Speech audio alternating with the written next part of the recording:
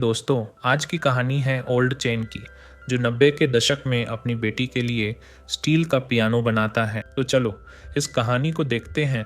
90 के दशक में नॉर्थ ईस्ट का कारखाने धीरे धीरे खत्म होने लगे। ढेर सारी कंपनियां तारों की तरह गायब हो गईं। मजदूर ओल्ड चेन भी इससे बच नहीं पाया। नौकरी जाने के बाद उसकी बीवी ने तलाक मांग लिया। ओल्ड चेन की एक्स वाइफ कहती है, स्मॉल युआन, मैं अपनी बेटी को ले जाऊंगी।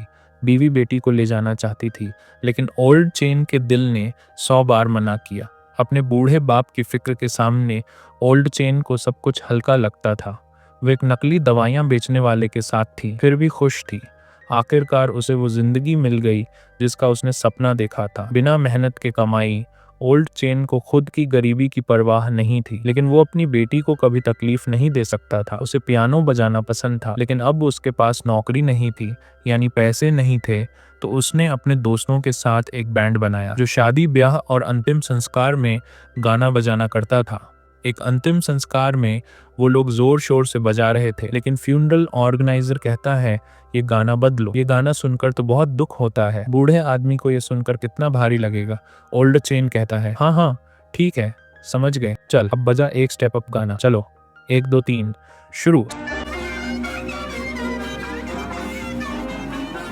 स्टेप अप गाने के साथ अंतिम संस्कार का माहौल अचानक डिस्को डांस फ्लोर जैसा हो गया। कुछ लोग तो वहां सर्कस जैसे करतब दिखाने लगे, लेकिन दिन भर की मेहनत के बाद जो पैसे बंटते वो इतने कम थे कि बेटी की पियानो की फीस भी नहीं निकल पाती थी।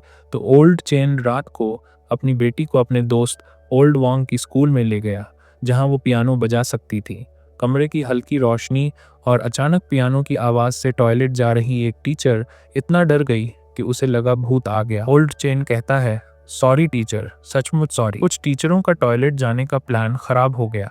स्कूल बाहर के लोगों को वहां रखने का इंतजाम नहीं कर सका और इस वजह से ओल्ड वांग की नौकरी चली गई। अब तो पियानो प्रैक्टिस करने की आखिरी जगह भी खत्म हो गई। अपनी उदास बेटी को देखकर ओल्ड चेन को एक आइडिया आया।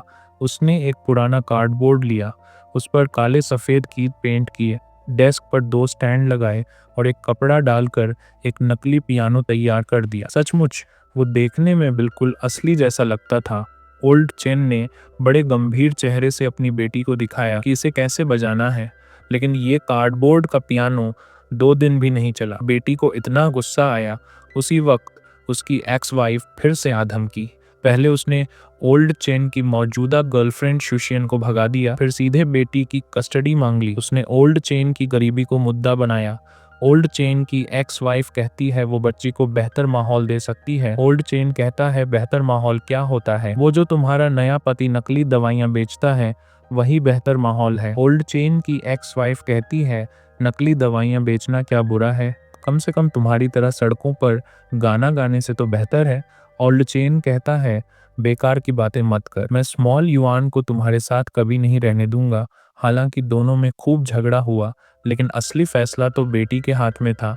बीवी ने जल्दी से बेटी के लिए नए कपड़े और नया स्कूल बैग खरीद लिया। ओल्ड चेन ये सब देखकर गुस्से में जल रहा था और ओल्ड चेन कहता है, तुझे अपनी माँ के दिए सामान इतने पसंद है ना, चल ले जा और अपनी माँ के पास चली जा, मुझे और मत तंग कर। ओल्ड चेन ने टेबल पर रखी किताबें फेंक दी और उस कार्डबोर्ड पियानो को पैर से कुचल दिया। गुस्सा तो निकल गया, लेकिन समस्या हल नहीं हुई। गुस्सा करना तो बस उसकी बेबसी थी।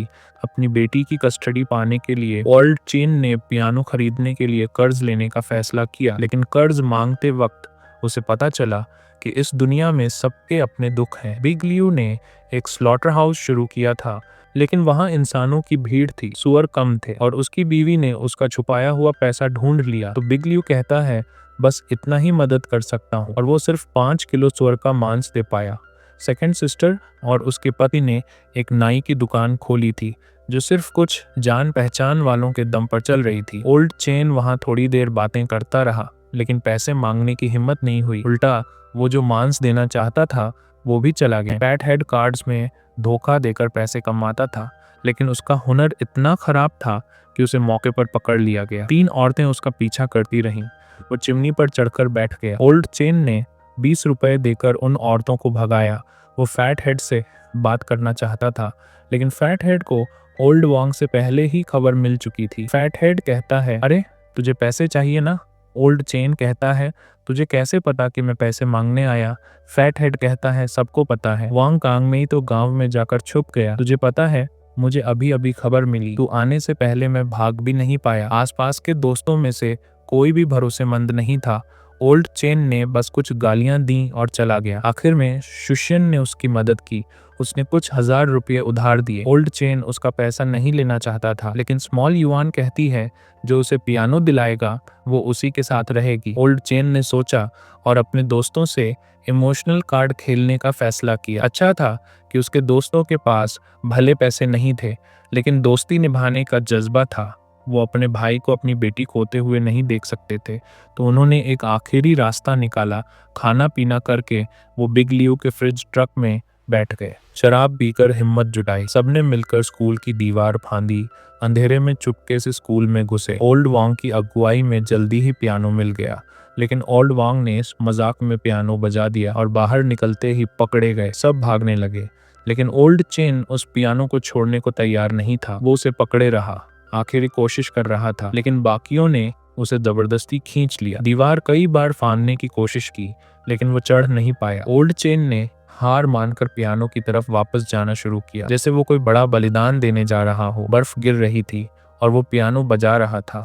एक बड़ी लाइट की किरण उस पर पड़ी, जैसे सिर्फ बर्फ के टुकड़े ही उसकी बेबसी को समझ सकते हो। आखिर में वो सब पकड़े गए और जेल में डाल दिए गए। ओल्ड चेन की एक्स वाइफ ने जमानत के पैसे दिए। अब तो उसकी आखिरी इज्जत भी चली गई। काश वो जमीन में गड्ढा खोद कर उसमें घुस जाता। अच्छा हुआ कि स्कूल ने ज्यादा हंगामा नहीं किया, बस उनसे पियानो वापस रखवाया।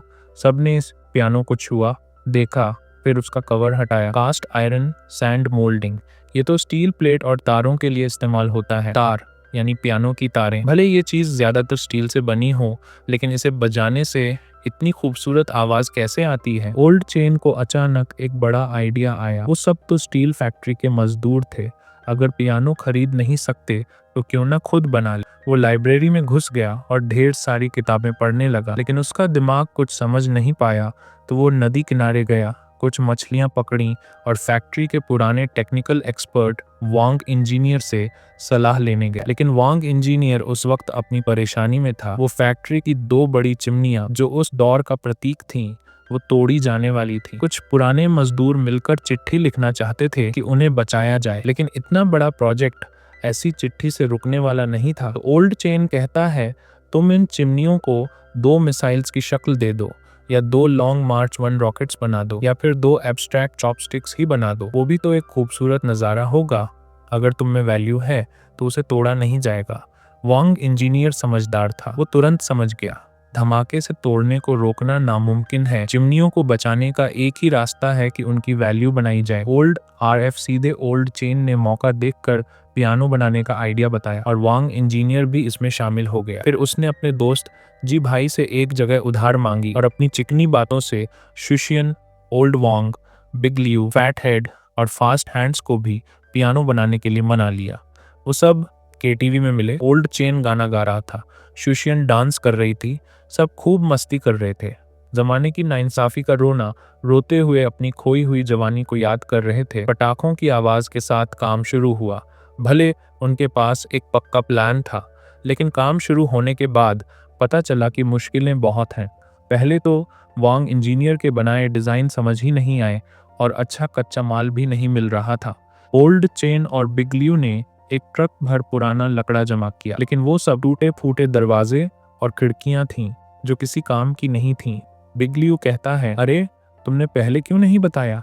मैंने देखा तुम दोनों इतने जोश में हो तो मुझे बोलने की हिम्मत नहीं हुई। खाना खाते वक्त ओल्ड चेन को फिर से एक आइडिया आया, अगर अच्छा लकड़ा नहीं मिल रहा तो क्यों ना पियानो को असली का असली स्टील का पियानो बना दें। ओल्ड चेन कहता है, वांग साहब तुम्हें क्या लगता है? वांग इंजीनियर कहता है, मैं वही कहूँगा, बिना हिम्मत, मेहनत और जज्बे के काम करना वो हम मजदूरों का स्टाइल नहीं है। बिल्कुल, पियानो क्या चीज़ है। अब एक बड़ा टारगेट मिल गया था और सब और जोश के साथ काम करने लगे। सबकी जिम्मेदारी तय थी, सब अपने पुराने काम पर लौट आए। जैसे पुराने वक्त में रात दिन मेहनत करते थे, वही फीलिंग वापस आ गई। एक दिन फैट हेड को अचानक एक फ़ोन आया। वो एक स्टील की रॉड उठाकर भागने लगा। ओल्ड चेन ने सबको लेकर उसे रोका, पूछताछ करने पर पता चला कि फैट हेड की बेटी को किसी गुंडे ने प्रेग्नेंट कर दिया। ये कैसे बर्दाश्त हो सकता था? सबने हथियार उठाए और उसी जवान खून की तरह बिना डर के उसका पीछा किया, बिलियर्ड्स हॉल से लेकर सिनेमा हॉल तक, और आखिर में उसे एक बंद गली में घेर लिया। लेकिन फैट हेड कहता है, भाग जा। उसे पता था कि अब कुछ नहीं हो सकता और वो अपने भाइयों को मुसीबत में नहीं डाल सकता था। शायद यही एक बाप की मजबूरी है। अच्छा हुआ कि आखिर में वो दोनों शादी के बंधन में बंध गए। ओल्ड चेन भी उतना ही मजबूर था। भले पियानो का काम धीरे धीरे आगे बढ़ रहा था, लेकिन वो और बेचैन हो रहा था क्योंकि उसकी बीवी ने कोर्ट में केस कर दिया था। बेटी की कस्टडी का फैसला करीब आ रहा था और पियानो अभी सिर्फ एक ढांचा था।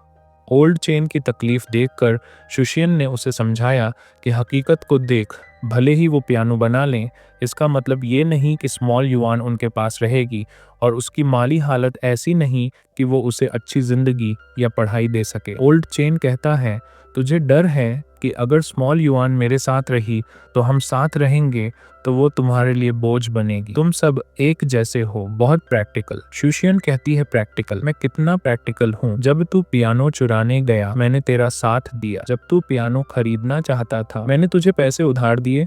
तूने ढेर सारे लोगों को पियानो बनाने के लिए इकट्ठा किया। मैंने अपने गाने छोड़कर उस टूटी फूटी फैक्ट्री में तेरे साथ वक्त बर्बाद किया और ऊपर से सबके लिए खाना भी बनाया। मैं बहुत प्रैक्टिकल हूँ। शुशियन ढेर सारी शिकायतों के साथ बिना पलटे चली गई। अगले दिन वो फैक्ट्री में चमकते कपड़ों में आई। सब मर्द हैरान रह गए। ओल्ड चेन कहता है, ऐसे कपड़े पहनकर तू क्या करेगी? कुछ नहीं। तो फिर तू यहाँ क्यों आई? तू अब वर्कशॉप मैनेजर है क्या? मेरा बोनस काट ले। ओल्ड चेन को उसकी कदर नहीं थी, लेकिन ओल्ड वॉन्ग अंधा नहीं था। वो पहले से ही शुशियन के करीब था, रोज उसके साथ खाना बनाता था और अपनी चिकनी बातों से उसे हंसाता था। ओल्ड चेन को शक हुआ और उसी रात शुशियन के पास गया, लेकिन उसने दरवाजा बंद कर दिया। शुशियन कहती है, तू अपने आप को क्या समझता है? जब मन आए आता है, जब मन आए जाता है, तूने कभी मेरी फीलिंग्स की परवाह की और दरवाजा बंद कर दिया। इंसान अक्सर ऐसा ही होता है, जब चीज पास होती है तो कदर नहीं करता, खोने के बाद पछताता है। घर जाते वक्त ओल्ड चेन को और गुस्सा आया। पियानो तो बना नहीं, उसका घर पहले ही कोई चुरा ले गया। अगले दिन उसने ओल्ड वांग को आधी सड़क तक दौड़ाया, मिट्टी के रास्ते से फैक्ट्री तक, और उसे पीट दिया। कुछ होने के बाद भी वो दोनों साथ में इवेंट्स में जाते थे। जिंदगी सिर्फ जज्बातों की नहीं, ज्यादातर मजबूरी की होती है। भले वो पास पास थे, लेकिन उनके दिलों में बड़ी दूरी आ गई थी। मुसीबतें कम नहीं थीं। कोर्ट ने आखिरकार बेटी की कस्टडी उसकी बीवी को दे दी। ओल्ड चेन स्कूल में चुपके से अपनी बेटी को आखिरी बार देखने गया। इतने सारे हादसों के बाद उसे समझ आ गया कि उसकी बेटी अपनी माँ के साथ बेहतर जिंदगी जी सकती है। वो दोनों स्टेशन पर अलग हुए। एक तरफ टूटी फूटी फैक्ट्री थी, दूसरी तरफ चमचमाती नई सड़क जो उनकी अलग अलग जिंदगी को दिखा रही थी। उस पल वो पूरी तरह से हारा हुआ था। अपने लिए मेहनत और तकलीफ झेलने वाले भाइयों को देखकर ओल्ड चेन कहता है, अब पियानो नहीं बनाएंगे, खत्म करो। इसके साथ ही उनका कॉन्फिडेंस और उम्मीद भी खत्म हो गई। उसी वक्त वांग इंजीनियर ने सबको इकट्ठा किया। वो दोनों चिमनियों को जिराफ की शक्ल देना चाहता था, लेकिन उसका प्लान मंजूर नहीं हुआ। उस दौर की निशानी, दोनों चिमनियां आखिरकार धमाके से तोड़ दी गईं। मजदूर एक साथ इकट्ठे हुए। ओल्ड चेन ने सबको सिगरेट बांटी और चिमनियां एक भारी धमाके के साथ गिर गईं। ये एक दौर का अंत था और उनका भी। दुनिया में सब कुछ तरक्की कर रहा था, लेकिन ये मजदूर जमाने के बहाव में पीछे छूट गए। आखिर में वो खाली हाथ लौटे। अब दोनों अकेले थे। ओल्ड चेन कहता है, मैं अब तुझसे शादी कर सकता हूँ। शुशियन ने कुछ नहीं कहा, बस चुपके से अपना सिर ओल्ड चेन के कंधे पर रख दिया। उन्होंने एक साधारण शादी की, खुद ही परफॉर्म किया, खुद ही जश्न मनाया। शादी के बाद मजदूरों का हौसला फिर से जागा और उन्होंने पियानो पूरा करने का फैसला किया। वही पुरानी टीम थी, अभी भी एक दूसरे के साथ तालमेल में। कास्टिंग, वेल्डिंग, ग्राइंडिंग, पेंटिंग, हर कदम आसानी से हुआ। ये वही हुनर था जिस पर उन्हें कभी गर्व था, और आखिर में उन्होंने सचमुच एक स्टील का पियानो बना लिया। भले उनके शानदार दिन अब ना हो, लेकिन कोई भी मजदूरों की इस शानदार क्रिएटिविटी को नकार नहीं सकता था। पहले वो अपनी बेटी को उस टूटी फूटी फैक्ट्री में लाया। भले वो पियानो देखने में अच्छा नहीं था और उसकी आवाज भी सही नहीं थी, लेकिन उसमें मजदूरों की सारी मेहनत और दिल था। स्मॉल युआन कहती है, पापा तुम क्या सुनना चाहते हो? ओल्ड चेन कहता है, सबसे आसान धुन, सब चुपके से पियानो की आवाज सुन रहे थे। हल्की फुल्की म्यूजिक जैसे उस दौर के दुख को ढक रही थी। उस पल वो सब सोच में डूबे थे, शायद पुराने दिनों को याद कर रहे थे या फिर आने वाले कल के बारे में सोच रहे थे। वांग इंजीनियर कहता है, हमें कुछ तो कोशिश करनी होगी। अगर हम कामयाब हुए तो ये एक खूबसूरत नज़ारा होगा, अगर हम नाकाम रहे तो ये एक प्यारी याद बन जाएगी। तो आपको ये कहानी कैसी लगी? कमेंट में बताइए, लाइक शेयर करिए और चैनल को सब्सक्राइब करना ना भूलें। अगली बार फिर मिलेंगे एक नई कहानी के साथ।